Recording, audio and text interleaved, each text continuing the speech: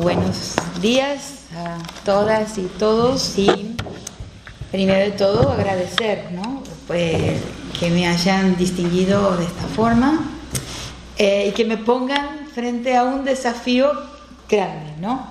Que es escribir sobre Tapies. Yo ya me siento emparentada con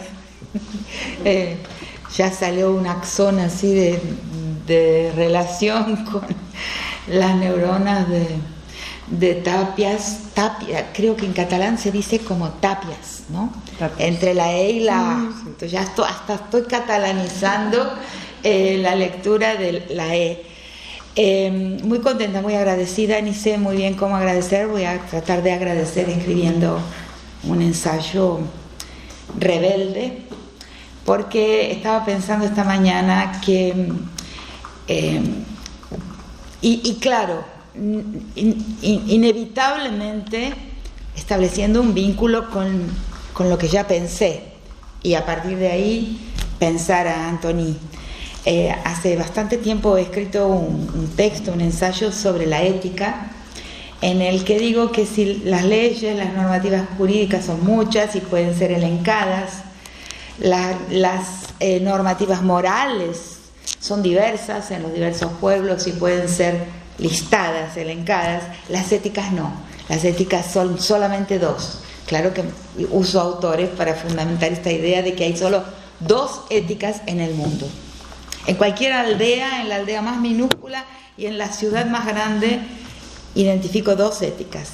Para uno uso una expresión de Foucault, aunque no, en él no significaba exactamente lo mismo, que es la ética de la insatisfacción, o sea, las personas insatisfechas. Que miramos la realidad y lo que hacemos con un pie dentro y un pie afuera de lo que hacemos. Y la otra es la ética de la conformidad, las personas que sienten que vinieron al mundo para solamente reproducir el mundo que recibieron y hasta inclusive ampliar sus defectos muchas veces, que sería la ética conservadora, conformista. Entonces, nosotras las personas que pertenecen al campo crítico, porque ya no uso mucho ni la expresión izquierda y derecha, porque el campo crítico es un campo que emana de una piel insatisfecha, que piensa que determinados dolores y determinadas maldades podrían quizás no existir. Y creo que Tapies estaba ahí. Porque él se va rebelando contra la pintura misma, creo que él tiene un periodo que es el periodo satisfecho, en que él no desagrada, agrada, y pasa paulatinamente a desagradar, o sea, él a insatisfacerse con su propia pintura, capaz de convertirlo en un pintor agradable. Entonces él es un habitante de este campo crítico de una manera muy especial y muy necesaria, que no es la manera convencional de entender lo que es un campo crítico, sino entenderlo como un campo insatisfecho y que se puede, y que acata el tiempo, deja que el tiempo lo atraviese, y deja sobre todo, cuando la búsqueda del Zen y por no sé cómo se llama, pero ese es uno de los cuadros que quiero analizar en el ensayo, el que estaban mirando los niños abajo, que es como una mancha negra, un poco... ¿Este último? Sí. ¿El autorretrato? Sí. Y lo miré atentamente porque pasando por ahí pensé que la mancha de la cara había sido Tapies enojado, desobediente, porque él realmente me parece una figura desobediente en la pintura, que había tirado hacia la tela un pedazo de lama, un paquete de lama, pero cuando voy a mirar la cabeza, realmente es una cabeza, fíjense bien, maya, tiene todos los rasgos, la frente, ¿cómo se llama? El tocado encima, es una cabeza maya. O sea, eso condice también con la búsqueda en el Zen. Alguien que está intentando ver el mundo con un pie afuera, desde otro lugar, desde el lugar del Japón, desde el lugar de las ruinas de Chichén Itzá, o en fin, busca el lado de afuera del mundo, y esto es la característica de una busca el otro, es levinasiano en el sentido de que busca mirar el mundo desde el rostro del otro. Así que es por ahí que va a ser mi contribución, y espero que les guste, y si no nos gusta, ahí la peleamos. Vale, pues muchas gracias, Rita, y ahora abriríamos el turno de preguntas. Si alguien tiene alguna duda, pregunta. No sé si... ¿Sí? No sé si ¿Espera que te va a pasar el micro? si el premio sale de alguna presentación de los autores, es decir, si esta dirección que tomará el ensayo ya se ha presentado al jurado que lo ha elegido, o se eligen nombres, digamos, referentes internacionales.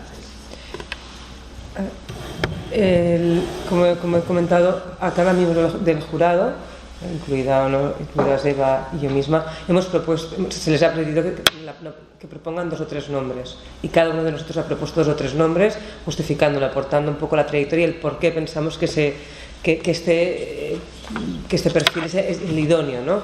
A raíz de ahí, obviamente, acabamos con unas listas bastante amplias, y nos dimos cuenta que de algún modo habían 4 bloques, más allá de los nombres, que habían 4 bloques temáticos, con lo cual hicimos como 4 líneas de investigación que ya nos van a servir también para el futuro, que una corresponde a la teoría de la imagen, otra quizá más al campo de la crítica institucional, otra a la crítica sociopolítica, etcétera, y la última, creo que estaba aquí, materialidad y afectos, ¿no? Entonces, materialidad y afectos, teoría de la imagen, crítica institucional y sociología política. Esas 4 líneas los 4 bloques que hemos establecido.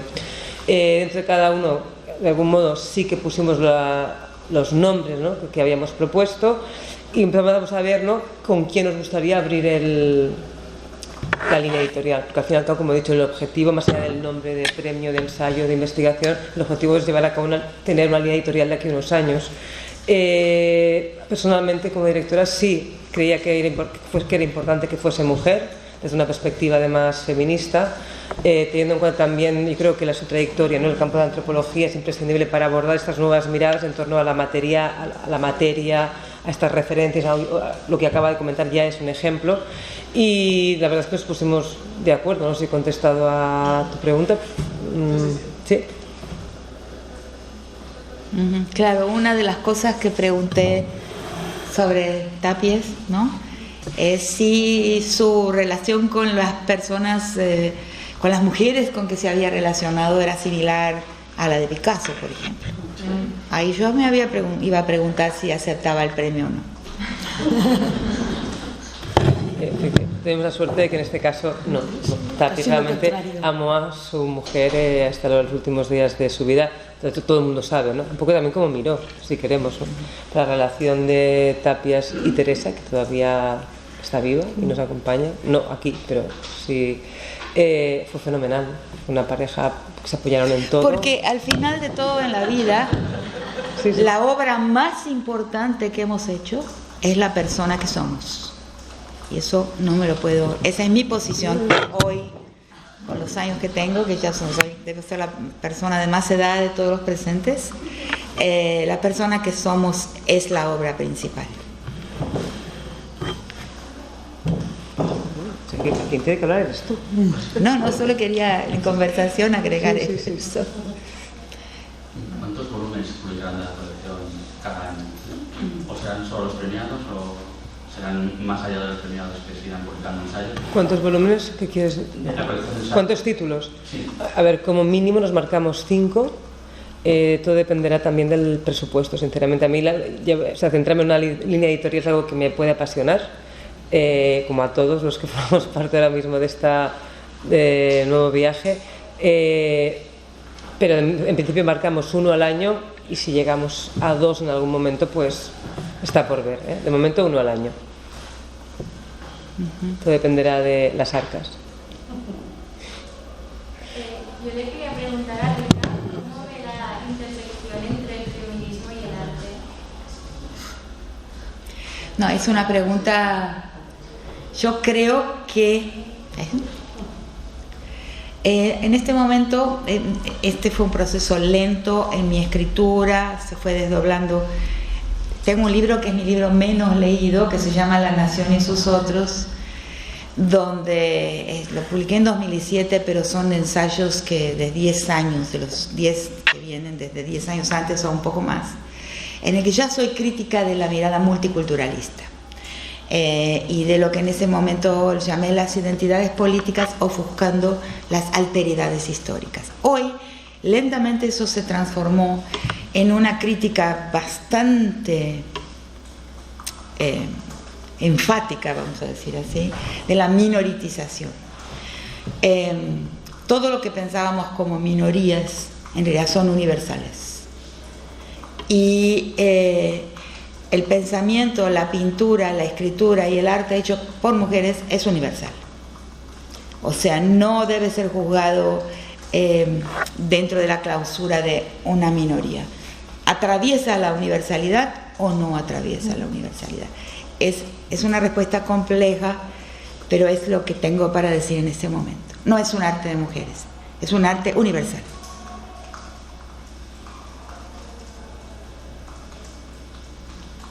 ¿Está mal? No. No. Está estupendo.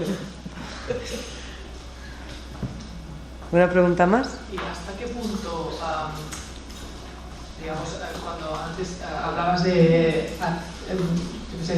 meter nuevas miradas a la obra de Tapias, hasta qué punto se puede, es elástico, ¿no? Las lecturas que se pueden hacer de las obras de arte, justamente, ¿no? Tenían un significado en su momento para el artista, hasta qué punto la crítica puede dar otros significados o tergiversar justamente el sentido de las obras, ¿no? Supongo que hay ahí una tensión de hasta dónde hay varias llegamos, cuestiones, ¿no? Para empezar, hay que preguntarse qué es la historia, quién la ha escrito, cómo se construye, si está todo dicho, si no está todo dicho, y si lo que se ha dicho es vigente o no. Esto para empezar, pero son rasgos universales. Este ejercicio que les pedimos, como digo, lo estamos haciendo con Tapias, pero se podría hacer con cualquier artista del pasado, porque obviamente yo creo que estamos en un momento, esto sí que es importante tenerlo claro, estamos ante un cambio de paradigma, con lo cual esto nos obliga a cuestionar ciertas genealogías. Esto por un lado. Pero más allá de todo esto, si quieres que pongamos ejemplos prácticos, cuando yo he comentado antes brevemente, ¿no?, que quizá acercarnos a todo ello desde la idea de una idea de tiempo puede ser interesante, es porque, por un lado, esto yo creo que lo he explicado, que es respecto a nuestro tiempo actual, es imposible que nuestra mirada vea el pasado del mismo modo en el que se miró. Entonces la obra de arte siempre es abierta y siempre va más allá de la voluntad del artista. De ahí hablamos de artistas universales. Por ponerte un ejemplo, para mí Goya, y así no hablo de Tapias, nos vamos aún más atrás, es plenamente contemporáneo. Sí. Y no creo que haya mucha diferencia, por desgracia, entre los desastres de la guerra, lo que pasó en Guantánamo o lo que hoy está pasando en Gaza. Ese horror, esa masacre humana todavía tiene lugar, con lo cual son imágenes que inevitablemente nos vuelven. Y hoy en día no sé si podríamos hablar de todo ello y no llevar a cabo una referencia al presente, No. porque estamos ahí, porque nuestra mirada sí que está posicionada en un espacio-tiempo. Esto en cuanto a este tiempo que es el nuestro. Pero incluso ese tiempo que es contemporáneo de la obra, se dijo todo. Este es un ejemplo que yo repito mucho y hay que ver si es viable o no, ¿no? Lo he dicho ya 50 veces y realmente ya quiero empezar a profundizar un poco más porque si no va a pasar de ahí, pero lo comparto aquí de nuevo. Y tiene que ver con, por ejemplo, la serie La celebración de la miel, ¿no? Una serie maravillosa, muy icónica dentro de la trayectoria de Tapias, ¿no? Final de los 80, principios de los 90, donde utiliza un nuevo material que es el barniz, un barniz que es amarillo, un amarillo que también es algo corrosivo, que es viscoso, que tiene cierta viscosidad dentro de la tela y que dialoga perfectamente con partes del cuerpo, a veces amputadas, especialmente algunas partes que hacen referencia a los genitales, vaginas, penes, culos, hasta llegar al punto de meter una cruz por dentro de una vagina, ¿no? Una de las grandes obras que hoy está en Reina Sofía, pero que también vendrá aquí. Pablo, corrígeme, ¿vendrá aquí? No, bueno. Es que por cuestión de espacio no vienen todas, pero dicho esto, Esto que obviamente hay un gran catálogo que acompaña esta serie. De hecho, la exposición y el catálogo reciben el nombre, la celebración de la miel, que es una de las frases que aparece en una de las pinturas. Pues para mí, desde mi mirada y con el ejercicio crítico que se ha llevado a cabo respecto a ese contexto, no solo a ese trabajo, me es inevitable mirar a estas obras y pensar en el SIDA, por ejemplo, porque es contemporáneo a las obras. Ya no tanto a mí, pero sí a las obras. Entonces, es imposible que Tapias no tuviese en mente eso que se estaba viviendo. Yo no estoy diciendo que él pensase en el SIDA cuando pintaba las obras. Yo digo que lo que es imposible es que el SIDA no estuviese dentro de su consciente o subconsciente. Y que también es otra lectura, otra capa de significado que se añade a las obras y que se puede destapar a la hora de mirar, ¿no? O sea, yo creo que es fácil relacionarlo, y más si luego pensamos en Tapias y entendemos que la enfermedad es importante en su vida, porque decidió ser artista como tantos otros artistas estando enfermo, ¿no?, de tuberculosis. Toda su afección, ¿no?, también, o empatía con el tema del cuerpo, que no empieza aquí, que ya viene de largo. Entonces hay ciertas capas en Tapias que se van repitiendo, obviamente van tomando forma a partir de que estas nuevas referencias que aporta la vida, y eso está allí. Entonces, bueno, no sé si eso es su tiempo. Por eso decía, hay un tiempo que es el contemporáneo a la obra, que no se ha dicho de ese contexto. Hay una parte, como he dicho al principio, ¿no?, de ejercicio crítico, porque hay que cuestionar todas estas genealogías, ¿no? Y luego hay esta parte, volviendo al tiempo actual, que es cómo miramos nosotros al pasado. Claro. Pero, y un último, agrego una... Sí, por supuesto. Hablamos de arte, ¿no?, que es algo misterioso, ¿no? A veces hay dos cuadros muy semejantes de dos autores de época próxima. Por ejemplo, en el Renacimiento hubo muchísimos pintores, y uno es una obra de arte y el otro no lo es. Es muy curioso esto. Y eso creo que tiene que ver con las diferentes layers, las diferentes capas de lectura, ¿no? El arte, lo que va a ser una obra de arte es algo que tiene una multiplicidad de capas de estratos de lectura, y que le va a conferir, le va a otorgar algo que es solo el arte lo tiene, que es la no obsolescencia, ¿no? Lo que el otro es difícil de entender, porque hay algo hasta esotérico en esta realidad curiosa, pero el arte tiene más baja, lo que es una obra de arte tiene mucho más baja obsolescencia que otras obras, a veces casi idénticas, y no sabemos por qué no son el arte. Yo creo firmemente en esto. No es ni la forma, no es la figura que está retratada ahí. En la música pasa lo mismo, en la poesía pasa lo mismo. Es curioso, es un twist, un pequeño más que la obra tiene, y que se puede leer a lo largo del tiempo de infinitas maneras que nunca terminan.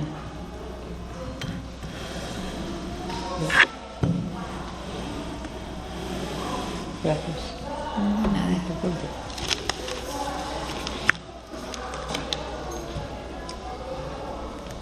¿Sí?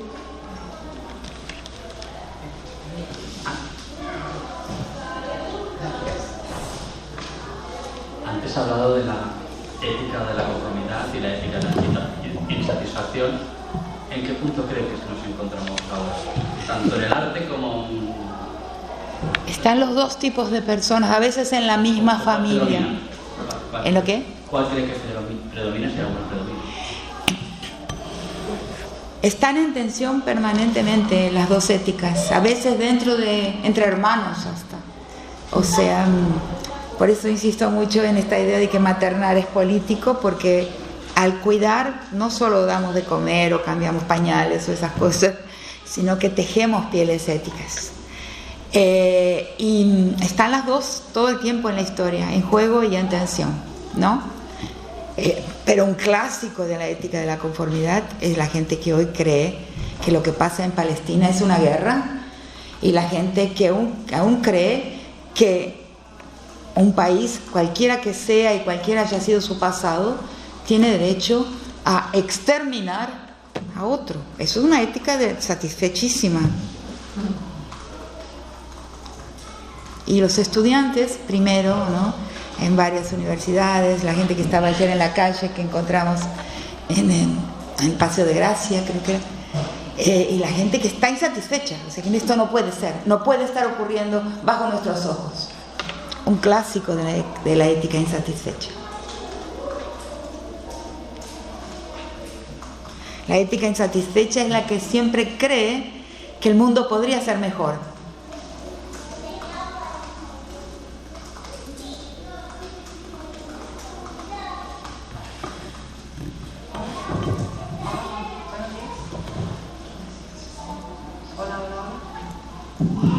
Hola.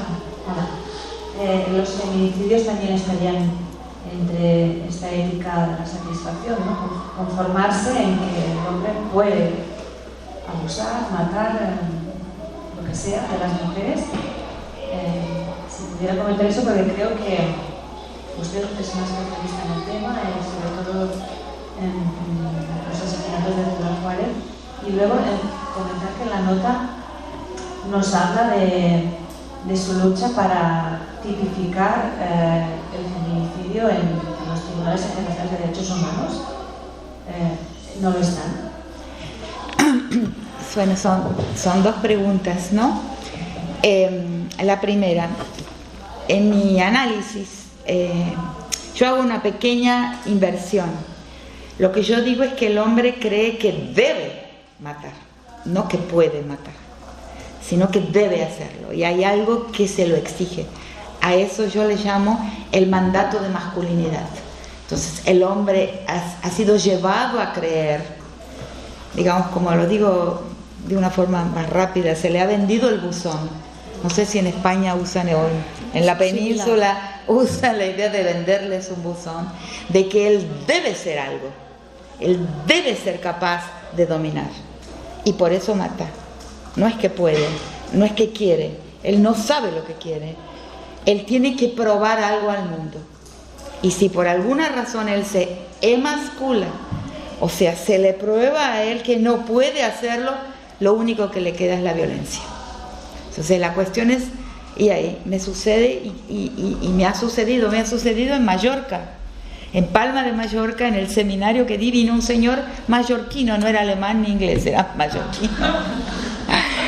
Y vino al seminario y me dijo, después de leerla, era mayor que yo inclusive, me he convertido en activista del abajo el mandato de masculinidad, porque nos ha obligado a hacer cosas que no queríamos.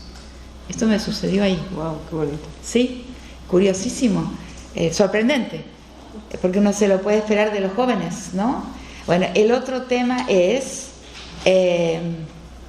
la otra pregunta era sobre los crímenes. No, lo que yo propongo después de Ciudad Juárez, pero después de Ciudad Juárez siguió un peritaje extenso que por años lo elaboré sobre la guerra represiva de Guatemala en los años 80, que fue posiblemente lo más cruel que se ha visto en el mundo. Después un diagnóstico de la policía de El Salvador, que lo hice ahora, un nuevo peritaje sobre los crímenes sexuales en el conflicto armado de Colombia, y trabajos que he hecho para Colombia, para Honduras, para el Triángulo Norte de América Central. Son lugares extremadamente duros, donde la crueldad y la violencia es brava. Me fui dando cuenta entonces en El Salvador, por ejemplo, y en otros países también, o sea, hay dos tipos de feminicidios. Los dos emanan de una base, de una estructura patriarcal, que es una estructura de poder. En realidad estamos hablando del poder. Sí creo que en Tapies el tema de poder está presente.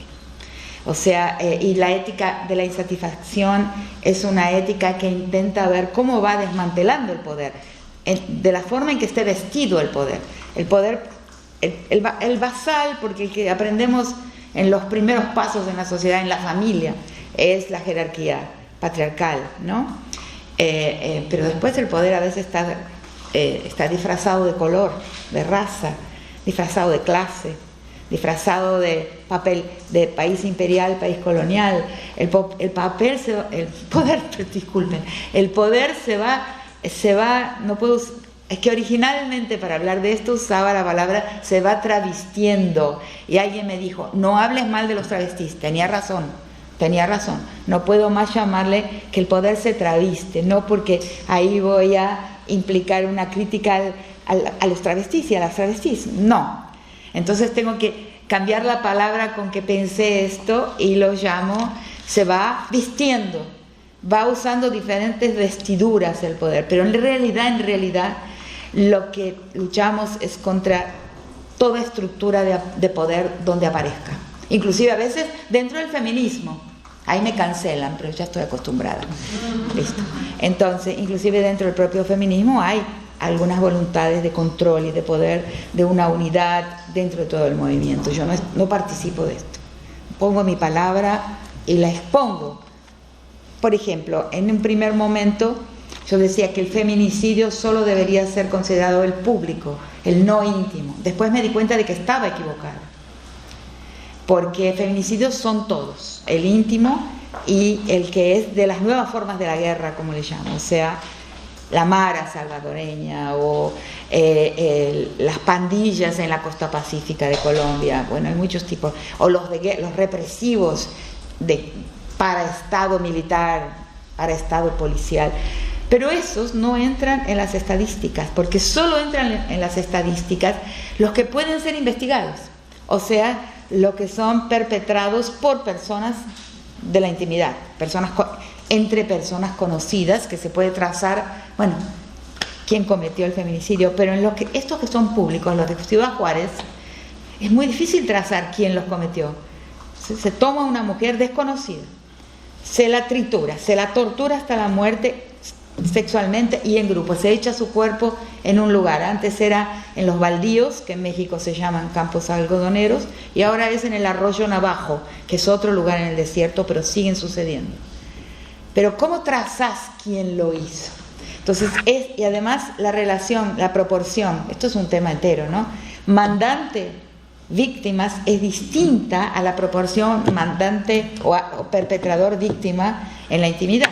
¿Cuántas mujeres puede matar un marido o un novio posesivo?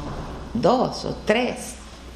En el caso de Ciudad Juárez, o sea, en el caso de las nuevas formas de la guerra, que son mafiosas, que son de lo que he llamado después de una segunda realidad, bueno, me puedo extender infinitamente, en una segunda realidad que tiene una paraeconomía, porque la economía no declarada es del mismo tamaño, del mismo peso que la economía declarada. Por lo tanto, ahí hay una segunda realidad de poder sobre la vida y la muerte infinito, incontenible. Entonces, una paraeconomía, una paralegalidad, las normas que vigilan esa paraeconomía, un paramilitarismo, parapolicía y una paracomunicación. En esa segunda realidad completa mueren mujeres por razones no íntimas. Y ahí aprendemos que la agresión sexual es plenamente política y pública. Eso puedo extenderme mucho más, pero lo dije de la forma más compacta posible. Es un tema que he trabajado por años, ¿no? Ese se le llamo femigenocidio. Y a la trata, que está en España, que está en Portugal, que está en Europa, que está en Berlín, donde la prostitución es plenamente legal, pero es ejercida por mujeres que son migrantes en su mayoría. Entonces ahí, de nuevo, el umbral, el límite es impreciso, pero no soy por la criminalización, no soy a favor de la criminalización de la prostitución por una razón muy simple: va a seguir existiendo y en condiciones de clandestinidad, lo cual va a empeorar de una forma dramática sus condiciones de existencia de las prostitutas. Entonces no nos conviene ir por ahí. Una cuestión, mi visión de esa cuestión es práctica. No va a desaparecer, se va a clandestinizar. Entonces, y el otro tema es que la trata ya es crimen y Entonces, la trata para mí es parte del femigenocidio porque reduce a la persona a condiciones concentracionarias de existencia. Y en el Tratado sobre Genocidio de 1948, una de las características del genocidio no es necesariamente la muerte, pero la reducción a los cuerpos a condiciones concentracionarias de existencia. Entonces, la trata lo es, y es femigenocidio también. Y hay trata aquí, hay trata en todas partes, y es crimen, ¿no? Me imagino en España, en Argentina es crimen, en América es crimen, pero no pasa nada. Criminalizar no es suficiente.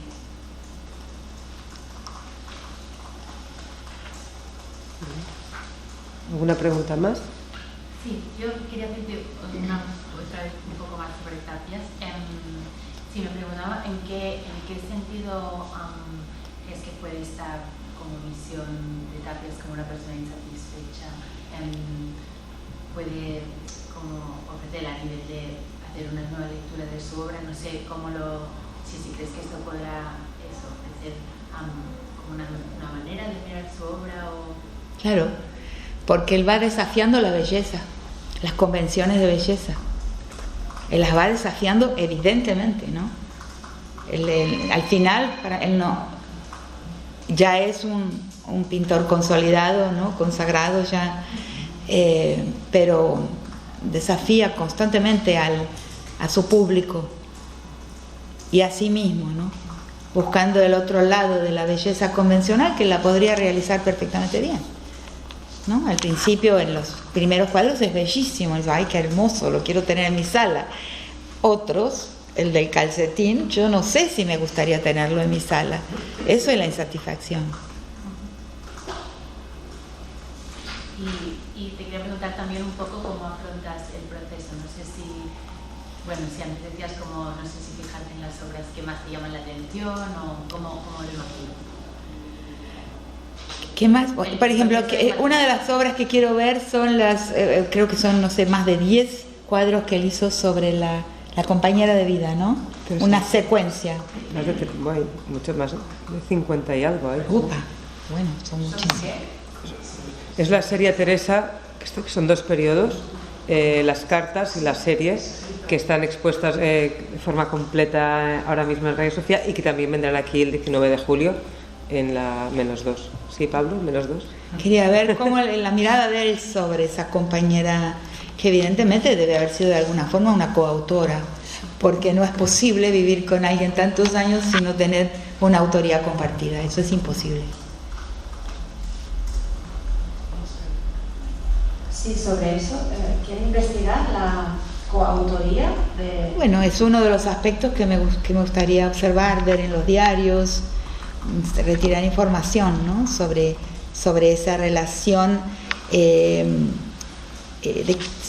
convivencia y coautoría de la vida y de la concepción de la pintura, porque una de las cosas que me impresiona yo no soy una historiadora del arte, pero una de las cosas que me impresiona de él es que es muy intelectual, o sea, él está analizando lo que está haciendo, lo cual no sé si es tan común. Todos de alguna manera pensaron, evidentemente Picasso va a la África, ¿no? Analiza lo que ve en África, lo trae y lo coloca en la pintura europea. Por ejemplo, sí, algo que siempre me impresionó en el Guernica, con cuya imagen en pósters, en reproducciones conviví desde muy temprano en mi vida, ¿no? Es que no, lo percibo como inmensamente intelectual. Cuando vi el rostro del caballo en el Reina, los bocetos, ahí me puse a llorar, ahí me emocionó, solo cuando miro algunos elementos del Guernica. Entonces, claro, Picasso ha sido un intelectual también, ha tomado sus decisiones y que las ha llevado a la pintura, pero me parece que en Tapies esas decisiones a las cuales él llega de forma intelectual, pensando, ¿no? Las lleva de una manera más emotiva a la pintura. Puedo equivocarme, sí, pero es mi lectura, ¿no? la lleva de una forma más emotiva, más inclusive a veces por momentos violenta. Percibo una cierta violencia en la manera en que él desacata.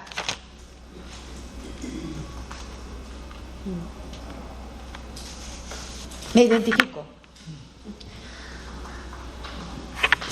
No tenía ancestros italianos, ¿no? No, porque tiene una cierta ira por momentos, me parece. Pero bueno, todos somos... Y la puede manifestar pictóricamente, se lo permite. Una cierta impaciencia.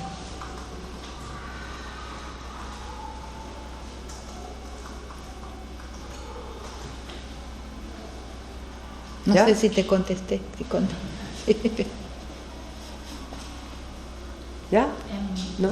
Perdón, mi última. Sí. Esta ira por eso que dices de Tapias, no. A lo mejor no es así, pero así me lo imagino. Habría que preguntarle porque debe haber aquí todavía gente que lo ha conocido. Sí, Borja. sus hijos. Ah, sí. Bueno, a los hijos no les voy a preguntar. No, pero Manolo sí. Manolo, no hay mucha gente que lo ha conocido. Sí. Ajá. ¿Tiene algo que ver o lo relacionas con el mandato de la masculinidad? ¿Sabes que no? Pues claro, todo hombre responde a ese mandato, ¿no? No ha surgido esa crítica, no creo que haya surgido en su época de ninguna manera. Ahora sí surgió, Ahora estamos en una nueva época en que tenemos los conformes, los reproductores del mal, pero también tenemos ya la crítica al mandato de masculinidad, que es lo que permite el reclutamiento para la guerra. A veces de mujeres, también no basta el cuerpo. O sea, un mandato de masculinidad que presenta el acceder al título del poder, ¿no? Como algo interesante, como algo que titula, que da un estatus. Entonces hay mujeres que también se acatan el mandato de masculinidad en ellas. Todo eso es un gran tema. Yo creo que debe todavía ser bastante tratado y desarrollado. No, yo veo en él una especie de rebeldía contra sí mismo, inclusive posiblemente contra su propio privilegio. Me parece ver eso. Habría que preguntarles a las personas que convivieron con él. Porque digamos, Miro, ¿no? Es siempre bello. Hasta el final él procura, ¿no? Aún rebelándose contra la figuración y todo, pero va procurando belleza. Y él no.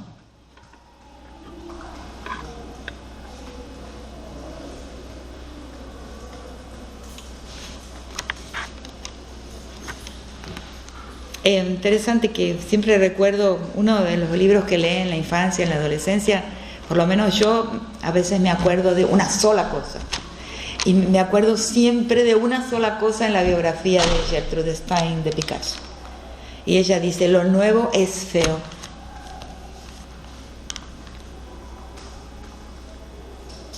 Porque en realidad el gusto ético se va construyendo, ¿no? Ahí está el otro autor que para mí, hoy completamente olvidado, posiblemente comprensible las razones, pero yo aprendí muchísimo de leer varios volúmenes, que fue Adolfo Sánchez Vázquez, porque es la estética que va construyendo la historia, o sea, que va programando, va modelando el futuro.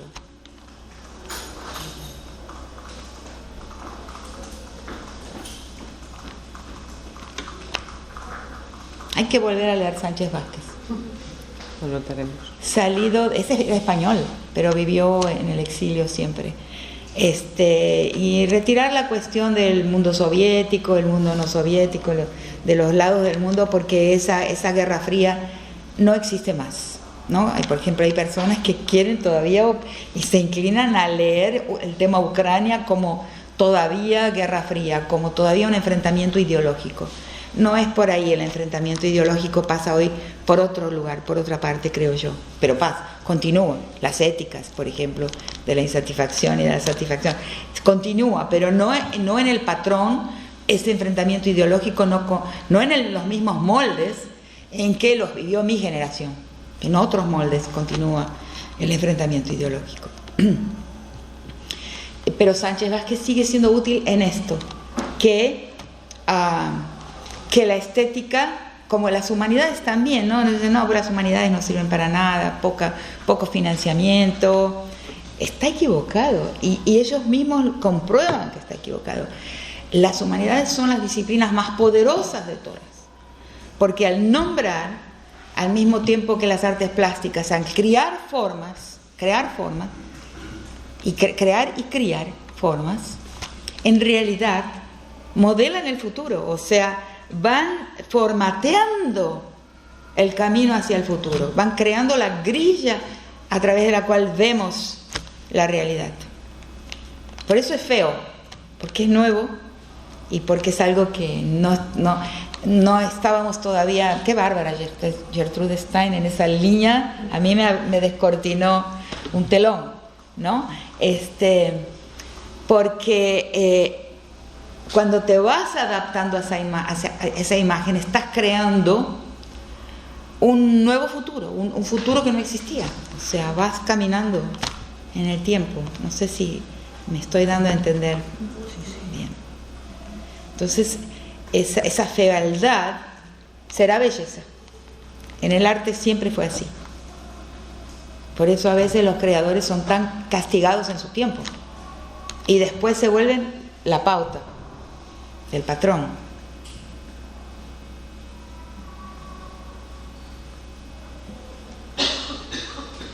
Sí. A ver, sí. Pues gracias de nuevo por acompañarnos, por las preguntas y la atención. Gracias, sí. Eva, Rita, por supuesto. No, gracias a ustedes. Y la próxima, libro en mano.